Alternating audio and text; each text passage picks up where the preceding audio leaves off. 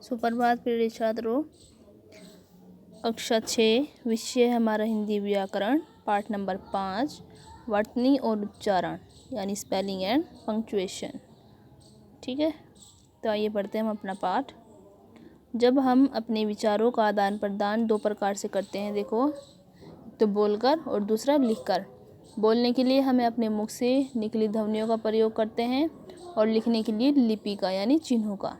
इस प्रकार भाषा की दोनों पत्तियां स्वतंत्र रूप से कार्य करती हैं, लिखना भी और बोलना भी।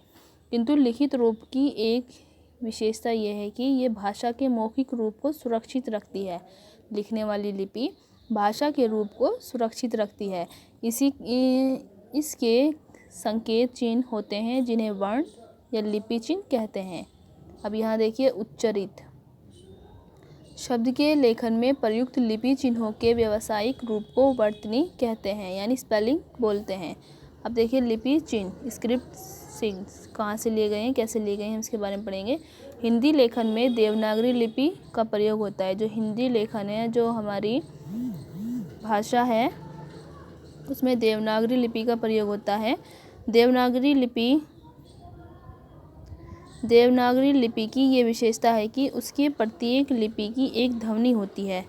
ठीक है, ध्वनि होती है। देवनागरी लिपि चिन्हों का मुख्य रूप से 4 वर्गों में बांटा गया है: मूल लिपि चिन्ह, संयुक्त चिन्ह और मात्रा चिन्ह, विशिष्ट चिन्ह। अब यहाँ देखिए, मूल चिन्ह कौन से होते हैं। मूल लिपि चिन्ह, इसमें सभी स्वर तथा व्यंजन आते हैं, जैसे कि ए, ई, उ, के, ते, पे आदि।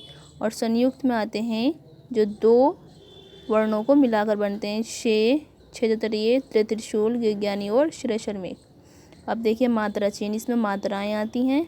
और विशिष्ट चिन्ह, ये विसर्ग, अनुस्वार, अनुनासिक चिन्ह आते हैं। अंग्रेजी स्वर ओ भी हिंदी के आगत शब्दों में गिना जाता है। इसकी मात्रा ओ होती है, जैसे कि डॉक्टर, कॉपी। ए स्वर के अतिरिक्त सभी स्वरों की अपनी मात्राएं होती हैं। स्वर मात्रा के रूप में व्यंजनों के साथ संयुक्त होते हैं, जुड़े हुए होते हैं, जो कि मात्राओं का स्थान निश्चित है। जैसे कि व्यंजन के पहले छोटी ई की मात्रा दी।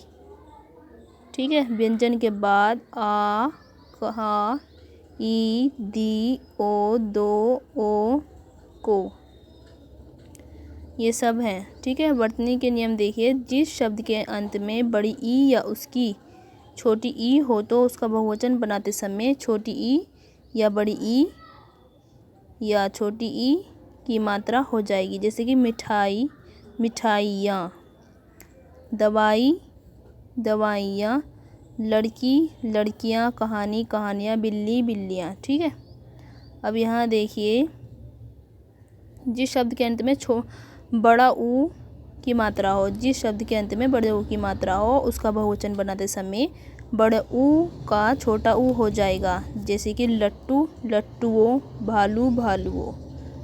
अक्रांत और आकारांत शब्दों के बहुवचन में ओकारांत रूप अनुस्वार युक्त होता है, जैसे कि पहाड़, पहाड़ों, वृक्ष, वृक्षों, लड़का, लड़कों इत्यादि। बात पति की देखिए। संबोधन बहुवचन में हो तो अनुस्वार का प्रयोग अशुद्ध है।